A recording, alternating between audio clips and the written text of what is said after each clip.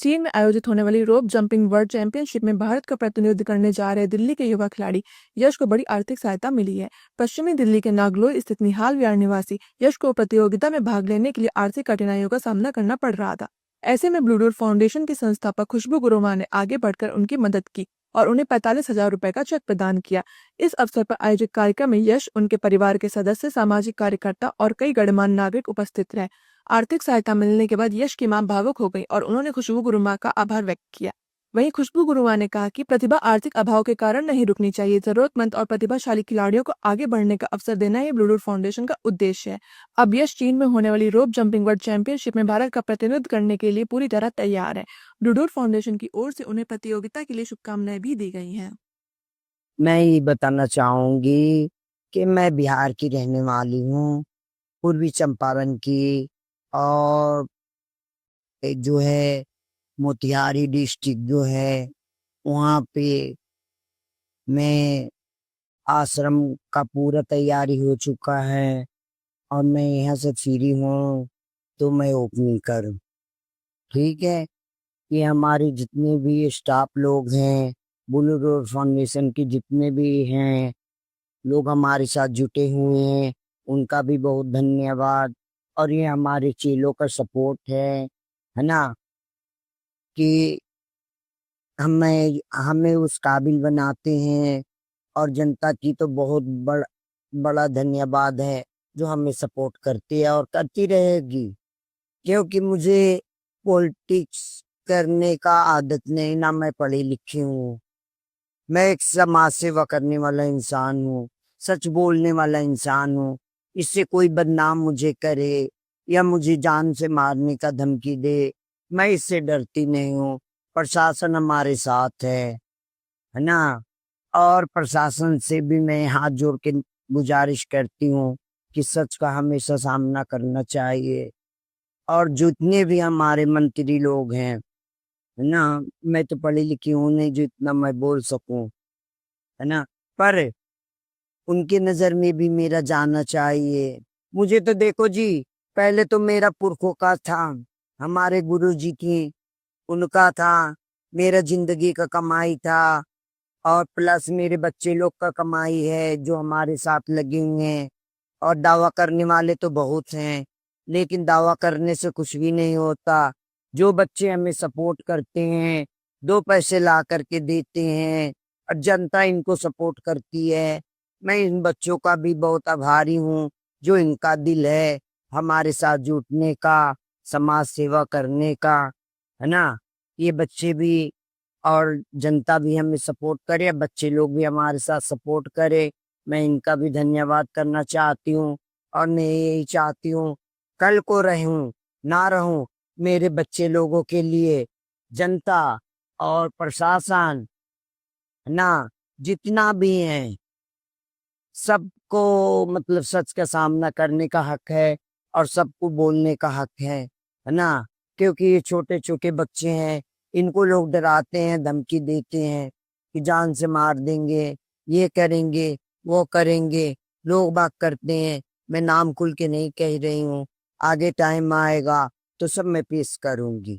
बच्चे के बारे में मैं यही कहती हूँ कि बच्चे अच्छा काम कर रहा है, इसके लिए बहुत बहुत धन्यवाद जनता का करना चाहती हूँ। और जनता हमें सपोर्ट करे, उस काबिल समझे।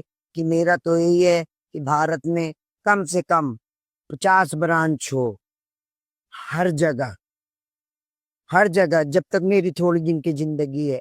जनता जनता से इसे सपोर्ट चाहती हूँ कि जनता हमारे को सपोर्ट करे, मदद करे, है ना। जो मेरा पुरखों का संपत्ति मिला हुआ था, जो मेरे घर से, मैं भी जो मेरा हिस्से में आया था बिहार में, पश्चिमी चंपारण में, वो अभी मैं लगा चुकी हूँ।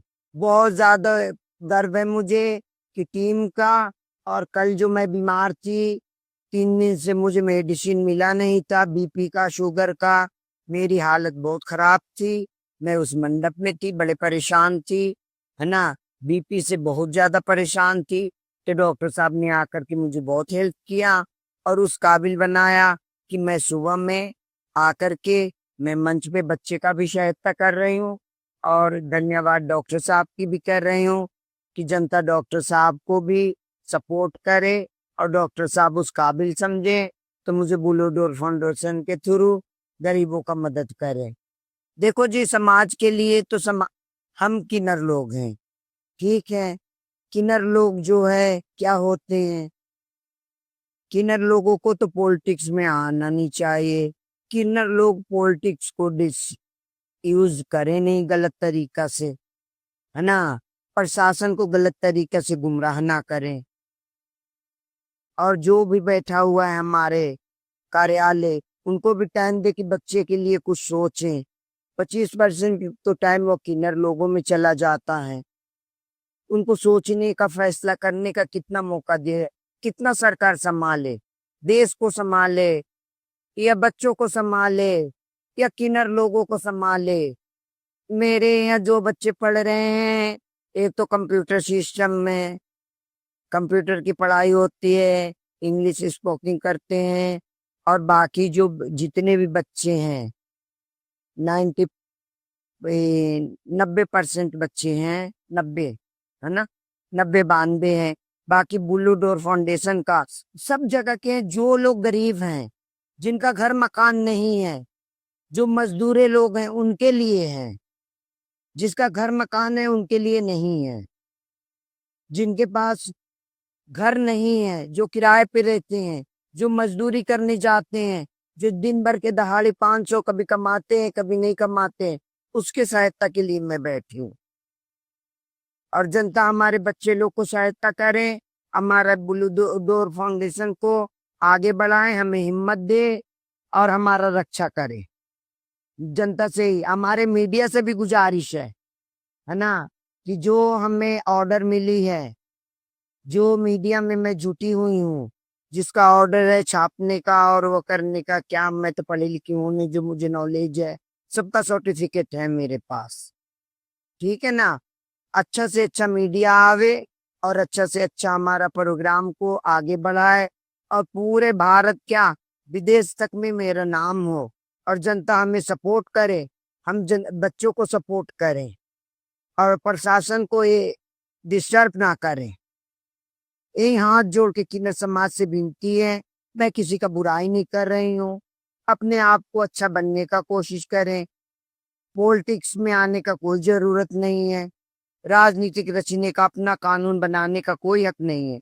ये हक है सरकार का और मैं इस बात से एग्री हूँ। कल को इस वजह से मुझे कोई अगर जान का खतरा होता है तो उसका भी गम नहीं है मुझे, क्योंकि मैं सच के सामना करने के लिए तैयार बैठी हूँ। मैं चाहती हूँ कोई कोई मेरे साथ हमला भी करे तो सच का सामना हो, ये नहीं कि वो क्लैपिंग करने और वो जंतर मंतर पे बेमतलब में पहुंच जाएं, पार्लियामेंट में पहुंच जाएं, आरटीओ पे पहुंच जाएं और क्लैपिंग करें और अपना जिस्म का प्रदर्शन करें। ये मुझे आता नहीं।